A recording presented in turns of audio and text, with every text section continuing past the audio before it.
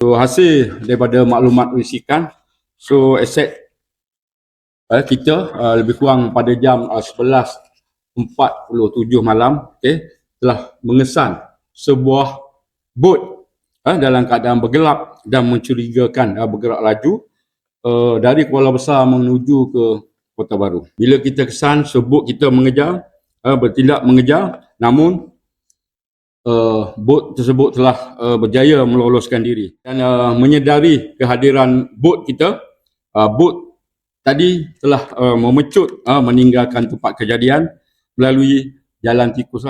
Anggota bot telah melaksanakan pencarian dan menemukan 8 orang telah bersembunyi di dalam semak berhampiran. Hasil pemeriksaan awal mendapati kesemua individu terbabit yang terdiri daripada 5 lelaki dan 3 wanita dewasa yang kita percayai warga negara Myanmar gagal mengemukakan dokumen perjalanan yang sah dan dipercayai memasuki negara ini tanpa melalui pintu masuk yang diwartakan. Kesemua 8 parti ini kita tahan dan di bawah kesalahan Immigration 1959-63, dan seterusnya kita membawa ke semua parti ini ke Ibu Pejabat Maritim Negeri Kelantan untuk proses dokumentasi sebelum diteruskan kepada pegawai penyiasat bagi tindakan selanjutnya mengikut peruntukan undang-undang yang berkuat kuasa.